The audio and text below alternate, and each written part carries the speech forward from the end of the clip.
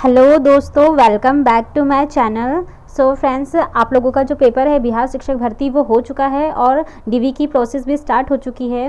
पर फ्रेंड्स, अभी भी लोग यही सोच रहे हैं, जो बीएड वाले स्पेशली, कि वो लोग एक तो एग्ज़ाम भी देने गए हैं और उनके मन में यही चीज़ है कि हमें शायद ले लिया जाएगा, पीआरटी में हमें वैलिड कर दिया जाएगा, क्योंकि अभी जो छत्तीसगढ़ में जो स्टे लगा हुआ था वापस से उसमें ये कह दिया गया कि हम बीएड वालों को प्राथमिक में ले रहे हैं। पर फ्रेंड्स, उन लोगों की उस समय प्रोसेस चल रही थी, उनको नियुक्ति पत्र मिल चुका था और वो एग्ज़ाम भी, उन लोगों का एग्ज़ाम सारी प्रोसेस जो 11/8 का इनका ऑर्डर सुप्रीम कोर्ट का आया था उसके पहले सारी प्रोसेस हो चुकी थी। तो उनको वैसे भी बाहर करना एक तरह से मुश्किल ही था, नामुमकिन हो सकता है। लेकिन जो अभी नई ऑर्डर कॉपी आई है सुप्रीम कोर्ट का, फ्रेंड्स एक और ऑर्डर कॉपी आई है जो कि लेटेस्ट है और वो स्पेशली जो बिहार है, बिहार के लिए जो अभी शिक्षक भर्ती हुई है उसमें मेन प्रभाव डालने वाली है। क्योंकि फ्रेंड्स देखिए, आप लोग कोई ना कोई यूट्यूब चैनल देख रहा है, हर किसी पे नई न्यूज़ दे रहे हैं, तो आप लोगों को गुमराह किया जा रहा है कि जो बीएड वाले हैं उन्हें प्राइमरी में वैलिड कर दिया जाएगा। सुप्रीम कोर्ट का ऑर्डर कहीं ना कहीं राज्य सरकार अलग अपना आदेश बनाकर उसमें ले सकती है। पर फ्रेंड्स, ऐसा कुछ भी नहीं है। मैं आपको एक दिखाने वाली हूँ ऑर्डर कॉपी जो कल रात में आई हुई है।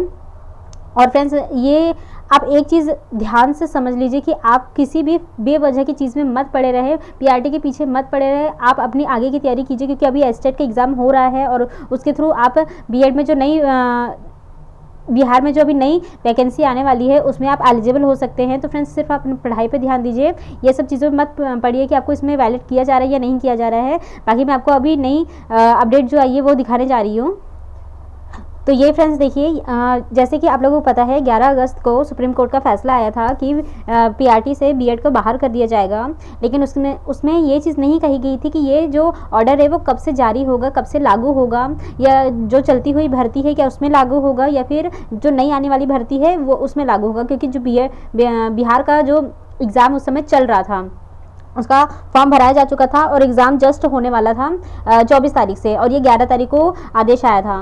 तो कई सारे लोग हैं जिन्होंने जो कन्फ्यूजन में थे, और कुछ लोगों ने जो डीएड वाले अभ्यर्थी हैं उन्होंने देखिए ये याचिका डाली थी। ये वैसे हम लोगों को पता नहीं भी चल पाता है, लेकिन देखिए फ्रेंड्स, ये जो 28 तारीख को है, मैं आपको दिखाती हूँ। ये देखिए, इन्होंने 28 अगस्त को याचिका डाली थी। ये देखिए, ये Anirudh Bose and Sanjay Kumar and SVN Bhati, इन्हीं तीनों की बेंच थी। तो इन्होंने अपना याचिका डाली थी कि हमें ये बताया जाए कि ये कब से लागू होगा, क्योंकि सुप्रीम कोर्ट वैसे भी सबसे ऊपर होता है और उनके अधीन कोई भी चीज़ होगी। तो इन्होंने ये चीज़ देखिए, मैं आपको बताती हूँ आगे में। ये देखिए, ये भगवान कृष्णा और ये पिटिशनर है and the union of India and ये रिस्पोंडेंट है। तो ये देखिए फ्रेंड्स, ये जो ऑर्डर कॉपी है इन्होंने पूरी ये बताई है ऊपर से नीचे तक। आप एक बार पढ़ लीजिएगा, मैं इसे अपने टेलीग्राम चैनल पर डाल दूंगी। ये हिंदी और इंग्लिश दोनों में है, तो एक बार प्लीज़ आप लोग भी ध्यान से इसे पढ़िए और समझने की कोशिश कीजिए कि एक्चुअली में क्या हो रहा है और आप लोगों के साथ यूट्यूब पे क्या खेल खेला जा रहा है। तो फ्रेंड्स, ये देखिए, मैं आपको यहाँ पर आपको दिखाती हूँ, जो मेन लाइन है आपको वहीं पढ़ के सुनाऊँगी मैं आपको।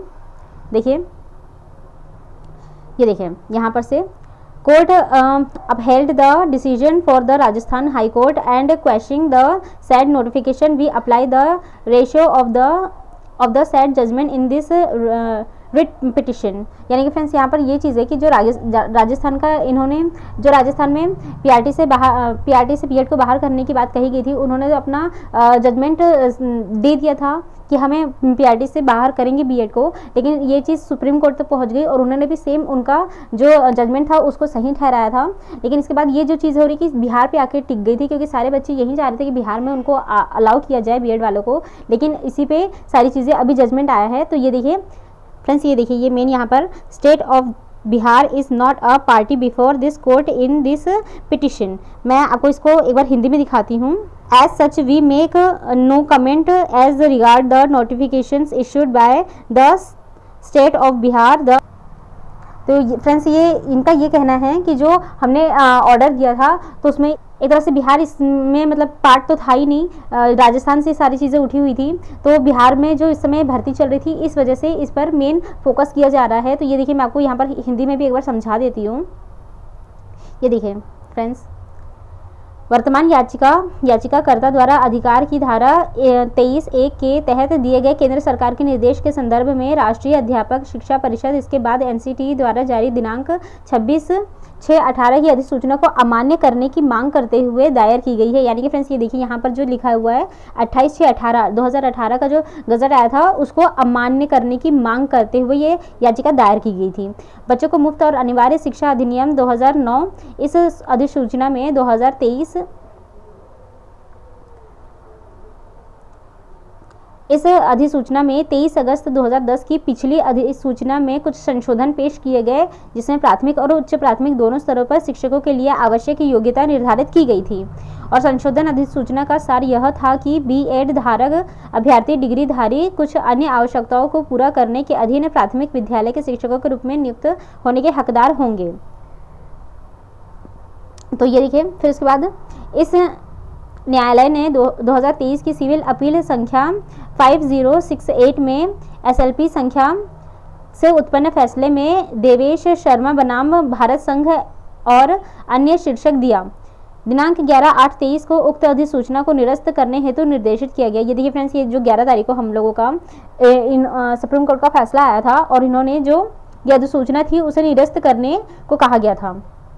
इस निर्णय के द्वारा इस न्यायालय ने उक्त अधिसूचना को रद्द करने के राजस्थान उच्च न्यायालय के निर्णय को बरकरार रखा। हम इस रिट याचिका में उक्त निर्णय का अनुपात लागू करते हैं। यानी कि फ्रेंड्स, इन्होंने जो राजस्थान का फैसला आया था उसी को ही इन्होंने स्टे कर दिया था कि हाँ वो सही है और इसे हम बरकरार रखेंगे।